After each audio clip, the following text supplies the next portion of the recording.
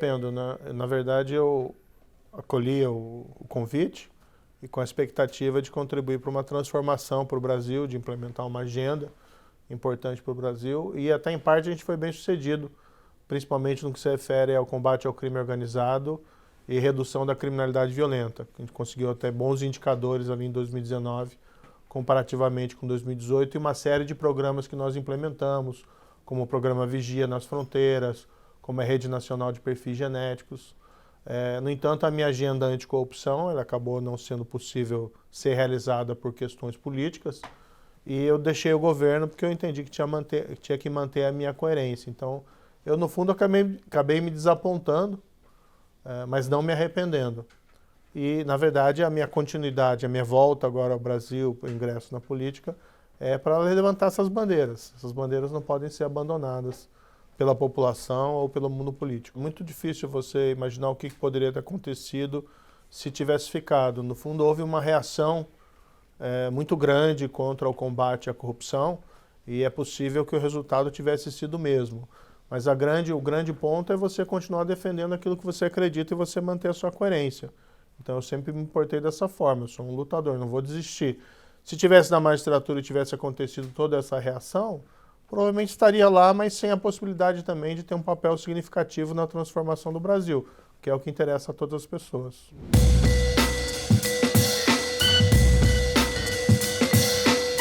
A opinião pública é favorável ao combate à corrupção e é mesmo favorável à Lava Jato, se nós formos fazer as pesquisas.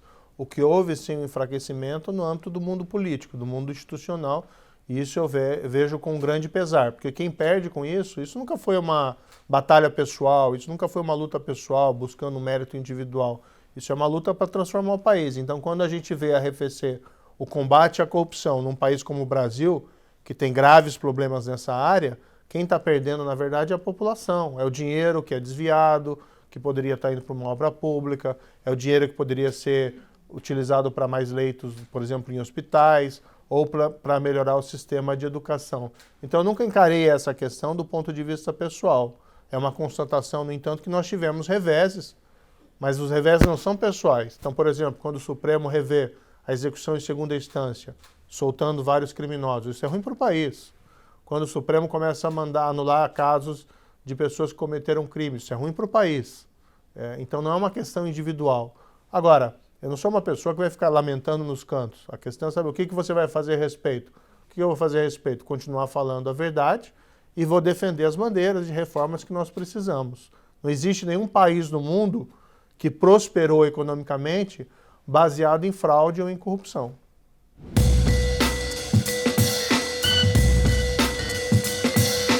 A liderança ela tem uma grande responsabilidade, né? A liderança, então, ela tem que, primeiro, dar o exemplo, e dois, ela tem que construir os mecanismos institucionais para se prevenir a prática de corrupção e se combater. Corrupção é um crime bem racional.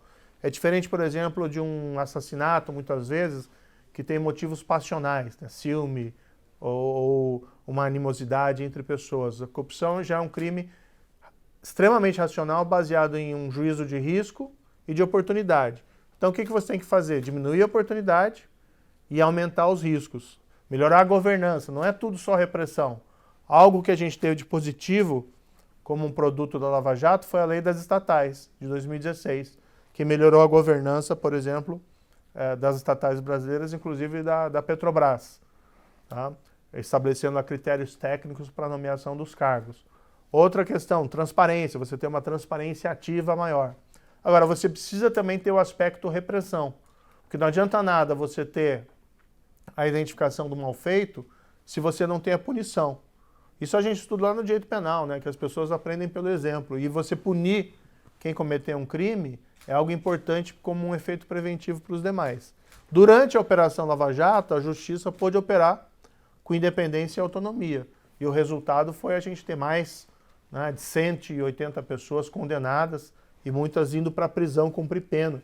Inclusive pessoas graúdas da República, como o ex-presidente da Câmara, ex-presidente da República, donos de grandes empreiteiras, não porque são pessoas poderosas, mas são pessoas poderosas que foram julgadas e reputadas culpadas. Então isso tem um impacto para avançar.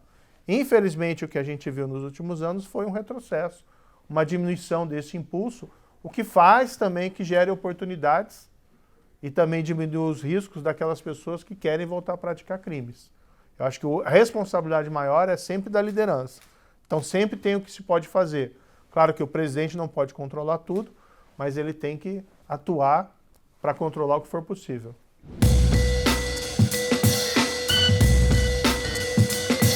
Não tenho intenção de revelar tudo agora, mas os eixos é um Paraná livre de corrupção, um Paraná seguro para as famílias, que é o eixo da segurança pública, um Paraná da geração de emprego e da produção dentro de uma economia dinâmica. Hoje a gente vê um mundo em transição, principalmente uma transição energética muito grande, e o Paraná é um polo importante de produção do Brasil. O Paraná é um dos celeiros de alimentos do país e do mundo. Esse mundo cada vez mais demanda alimentos, mas o Paraná não pode ser só um celeiro de alimentos, tem que ser um celeiro também de tecnologia e de empregos. Então nós temos uma série de propostas também nessa área específica. O outro eixo temático é um Paraná de saúde e educação ao alcance da palma da mão, que faz uma referência aqui aos avanços tecnológicos que nós estamos tendo nos últimos anos e que foram impulsionados com a pandemia, né, que a pandemia é um evento trágico, evidentemente, que vitimou aí mais de 600 mil brasileiros, mas, do outro lado, não que isso compense, evidentemente, mas trouxe oportunidades de avanço tecnológico muito grande. E hoje, com esses avanços tecnológicos, você tem condições, muitas vezes, de providenciar saúde e educação de ponta para todos os brasileiros, ou pelo menos para todos aqui os paranaenses, falando na nossa realidade.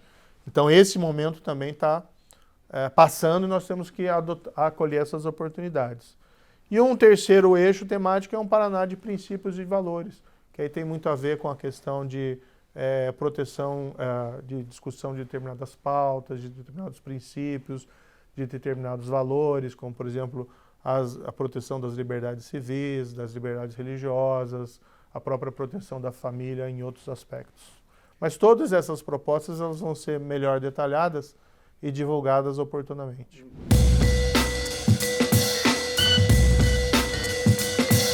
Primeiro, a gente quer circular para ouvir as pessoas e essas propostas elas não estão fechadas. A gente tem que ouvir, tem que ter humildade de ouvir as pessoas e aprimorar as propostas, ou até mesmo, olha, o que acha disso, não concorda e tal, eventualmente até deixa de lado.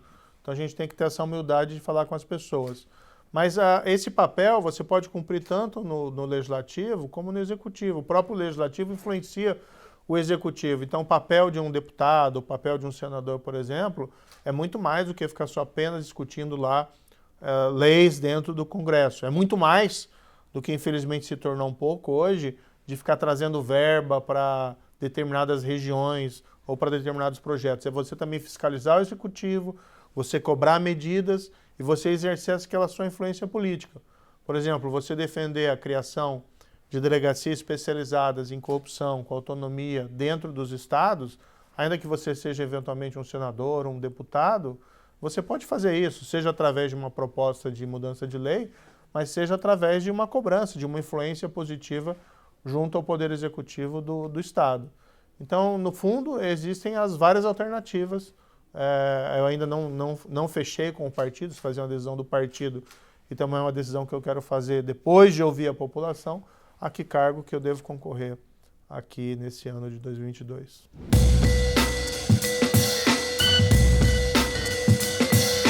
A ideia foi buscar um caminho para continuar o projeto nacional, né? O Podemos tem lá os seus méritos, mas é uma estrutura partidária menor e nós percebemos ali por uma série de questões internas que não haveria condições de prosseguir ali dentro da candidatura presidencial.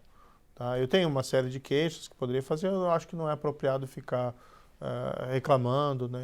Então eu preferi passar ao largo disso. Então a ideia da transferência para a União Brasil foi exatamente perseguir o projeto nacional. Nós fomos realmente eu fui com uma expectativa de conseguir até a legenda presidencial, me foi colocado, entanto, que havia uma série de óbices para isso e a gente buscou construir um novo projeto. Que o principal é aquela ideia, olha, a gente não pode desistir. A mesma questão, eu estava lá nos Estados Unidos, estava no setor privado e acho que não tem nada de errado nisso, mas você sente aquele chamado, né, da vida pública, no sentido, olha, a luta não acabou ainda, você tem que contribuir, o país está numa situação difícil, não só na economia, mas o que eu sinto hoje no Brasil, o principal problema é uma certa crise ética, uma crise moral. A gente tenta, muitas vezes, fazer essa dissociação, né, entre economia e ética e moral, mas no fundo elas caminham juntos. Nos estudos que existem, mais recentes sobre ciência política, tem uma correlação muito clara entre a qualidade das nossas instituições, que depende muito da questão ética, com a questão do desenvolvimento econômico. E a gente vê hoje o Brasil numa crise enorme, tá? Que sim é econômica, as pessoas sofrem no bolso, têm dificuldade de comprar alimentos até por conta aí da inflação, dificuldades na atividade econômica por conta dos juros altos, mas acima de tudo você vê as pessoas desapontadas por entender que o Brasil passa por uma crise ética. E acho que se você trabalhar para resolver esse ponto, ajuda os demais. Claro que precisa também tomar as medidas econômicas certas. Isso faz parte também das nossas propostas. Mas você não pode cuidar do bolso e abandonar a alma.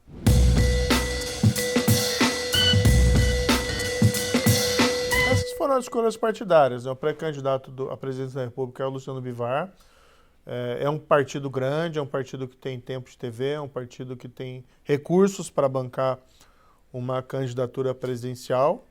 E o partido está fazendo, né, essa aposta. Nós estamos construindo propostas ali para essa pré-candidatura presidencial. Eu estou, inclusive, também contribuindo. E assim, eu não posso chegar num partido e dizer eu mando no partido. Não mando no partido. Então foram as opções que foram ali tomadas. Mas também fico satisfeito em poder contribuir com esse projeto e seguir também o meu projeto, que é dentro do partido, mas também daí diz respeito às minhas escolhas.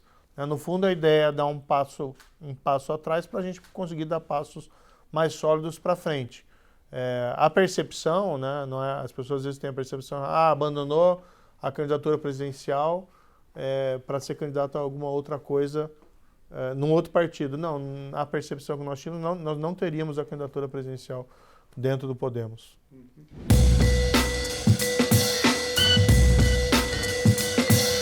Nunca foi a terceira opção. O projeto era presencial. Quando eu vou para a União Brasil, o fato de eu estar em São Paulo ou no Paraná para um projeto presidencial é indiferente. E houve um pedido para transferência do domicílio do partido, porque se caso não desse certo o projeto presidencial, a ideia era uma construção ali de um projeto nacional a partir do maior eleitorado do país ali de São Paulo. Nós fizemos essa opção a pedido, tá? Estávamos muito bem calçados juridicamente e fomos até surpreendidos por essa decisão do TRE de São Paulo. Até no próprio julgamento eles chegam a afirmar que o pedido estava amparado na jurisprudência, mas era o momento de mudar essa jurisprudência. Mas quando houve essa decisão, a nossa opção imediata foi não, então vou voltar ao Paraná e posso dizer assim com muita tranquilidade, Roger, Luciana, para mim foi uma grande alegria poder voltar, que seria sempre a minha preferência aqui estar no Paraná, que é com a minha terra, com a minha gente, onde eu nasci, eu cresci, constituí família e tive aqui a oportunidade no Paraná de atuar em vários grandes casos, né? Caso Banestado, caso envolvendo grandes traficantes como o Fernando de Beiramar, mas nesse caso em particular que foi a Lava Jato, que acabou mudando a história do Brasil, e a partir do Paraná. Então eu vi com muita alegria essa possibilidade de retorno.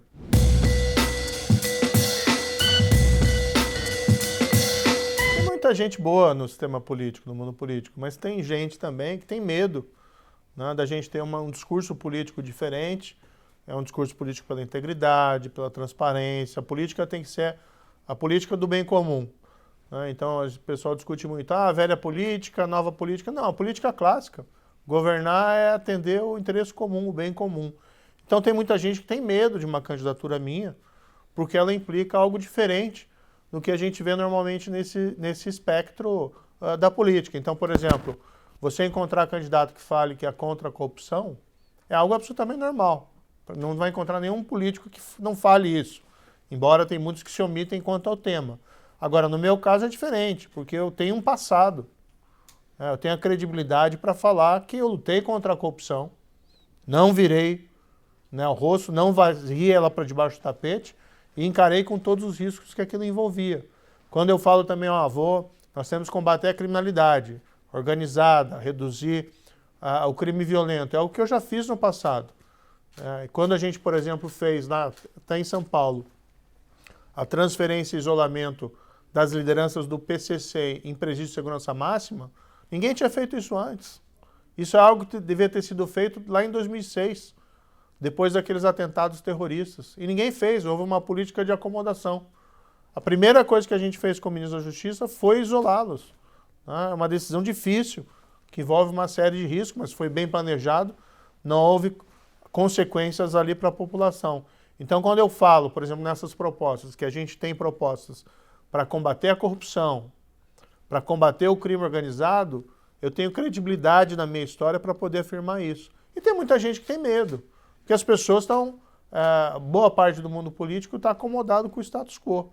Tem gente querendo mudar? Tem gente querendo mudar. Mas tem muita gente que quer que as coisas permaneçam como sempre estiveram, com corrupção, com desigualdade, com as pessoas infelizmente sofrendo, porque isso acaba não afetando o interesse delas.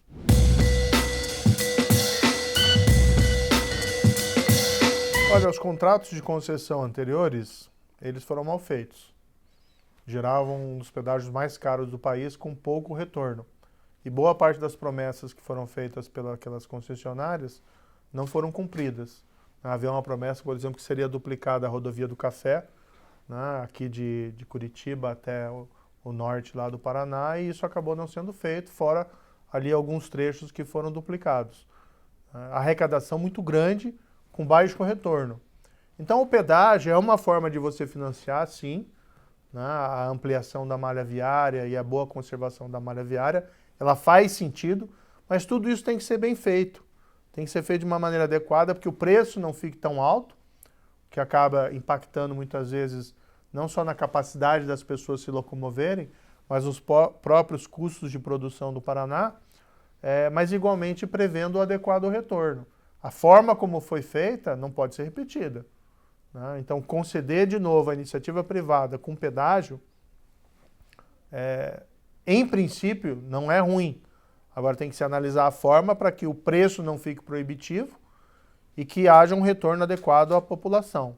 E evitar também corrupção, porque uma das coisas que nós vimos, e isso passou pelas minhas mãos também, eu tive um processo que chegou a passar pela minha mão, depois eu tive que mandar para outro juiz, que havia ali acusações de funcionários públicos recebendo suborno, propina, para beneficiar concessionárias nesses contratos de concessão. Tanto que houve um acordo de leniência feito pelo Ministério Público com uma dessas concessionárias, que resultou na queda do preço do pedágio, acho que foi na praça ali de Jacarezinho.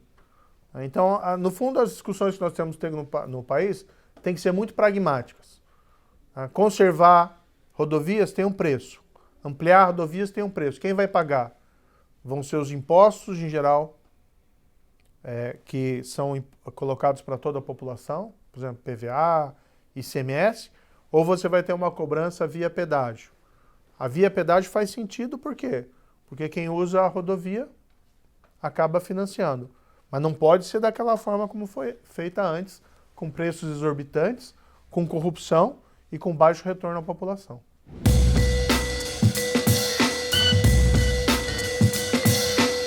O preço dos combustíveis está exorbitante, está impactando a população. Não só eles, né? No fundo você tem uma inflação de alimentos também que acaba prejudicando a população em geral, inclusive aquela que sequer tem condições de ter um veículo motorizado. Então você discutir formas de redução do preço, isso é válido, e uma das formas é a redução dos tributos incidentes. Agora, o grande problema é que os estados ficaram muito dependentes da tributação em cima de combustíveis e energia. Então essa mudança vai ter um impacto enorme nos cofres públicos, tanto dos estados como dos municípios.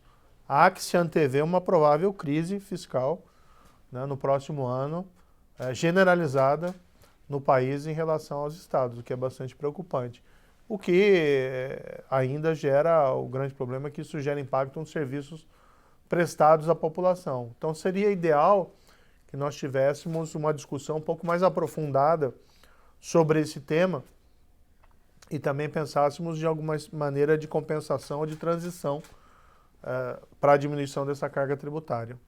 E dúvidas, né, se de fato essa diminuição vai acarretar na diminuição do preço dos combustíveis, por exemplo. Agora, todas as medidas possíveis para se reduzir o preço dos combustíveis, desde que não seja uma manipulação artificial, porque isso depois se torna um problema lá na frente, são válidas.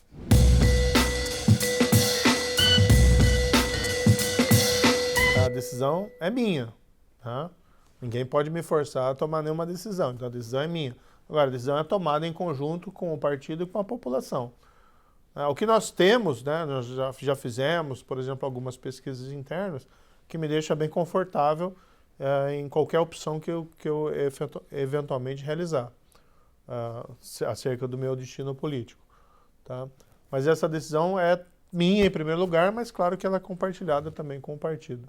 Prazos são as convenções, né? Eu até vejo assim, às vezes tem uma cobrança muito grande em relação às minhas definições, mas eu vejo em relação a outros personagens nem tanto. Então eu estava lendo, por exemplo, sobre campanha em outros estados e normalmente quando digo, vai ser candidato a senador, tal, não, você é deputado e lá adiante eu verifico se vou para o Senado ou não. Mesmo gente que lidera as pesquisas. Ou eventualmente a mesma coisa para governador, ou às vezes até a mesma coisa em relação a outros cargos. Então, tudo tem o seu período de maturação.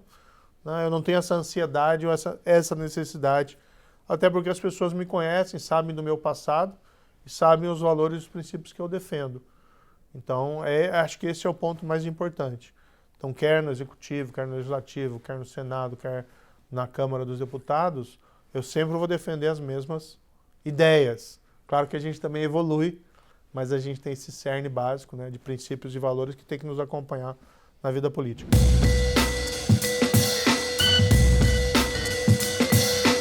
O que eu vejo aqui é um Paraná com um potencial gigantesco, né, do ponto de vista da economia, do bem-estar da população, mas principalmente um Paraná que pode também servir como um exemplo para o país.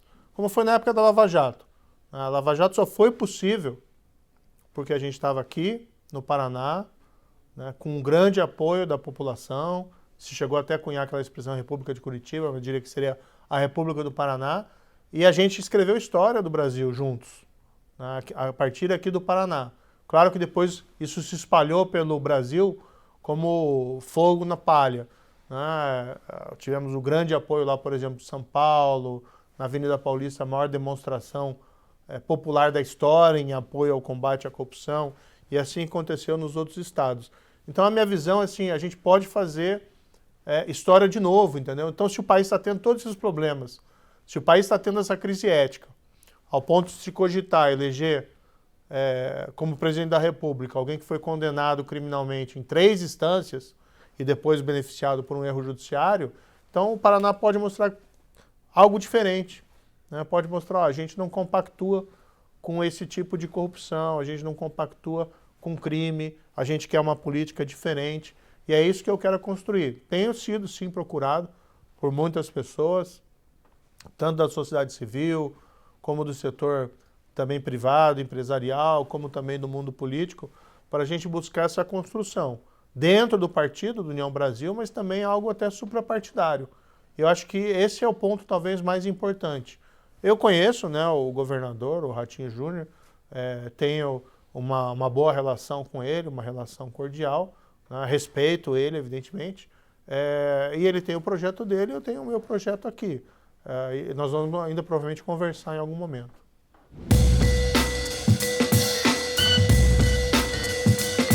Olha, antes de eu colocar meu nome à disposição, muita gente me dizia, olha, essa eleição é da polarização.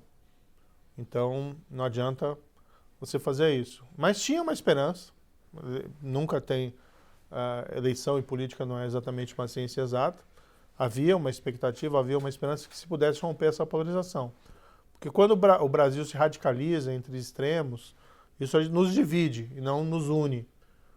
Então, para mim, essa polarização é muito ruim para o país. Então, tentamos. Fizemos ali o que era possível e teríamos prosseguido até o fim se tivéssemos tido ali o apoio partidário, né, antes da mudança da mudança de partido. Agora, eu não sei, acho que esse período daqui a vários anos vai ser estudado, isso vai talvez ser atribuído a uma espécie de cegueira da população, né? Porque eu, sinceramente, acho que é muito ruim para o país essa polarização acentuada. Vamos apostar, ainda existem em candidaturas aí da terceira via, no caso aqui do próprio União Brasil, do Luciano Bivar, que haja uma chance dela escapar. Mas caso isso não ocorra, lembrar que o Brasil não se resume à presidência. Nós temos o Congresso, nós temos os governos estaduais, que podem ter uma resistência a essa radicalização e podem ser também instrumentos de transformação do país, além de uma sociedade civil e de um setor privado que são independentes. Esse acho que é um ponto positivo. Não é tudo dependente do presidente da República, mas assistir essa acentuação e solidificação da polarização me causa um certo assombro e uma certa tristeza. Faltou mais união do mundo político, que refletisse essa aspiração da sociedade, que houvesse uma candidatura única de terceira via. Infelizmente isso não aconteceu, nem em torno de mim, nem em torno de outros potenciais candidatos, como o próprio João Dória, né? Veja, governador do estado de São Paulo, maior estado do país, também não conseguiu as alianças necessárias para poder se viabilizar como um candidato ali da terceira via. Boa parte do mundo político está confortável com a polarização, porque não vê tantas diferenças entre os dois candidatos, salvo do ponto de vista ideológico. Do ponto de vista político, para uns é como se fosse atravessar a rua. Para o país, no entanto, eu acho que se confirmar a polarização, espero que isso não aconteça, mas vão ser 4 anos bastante difíceis.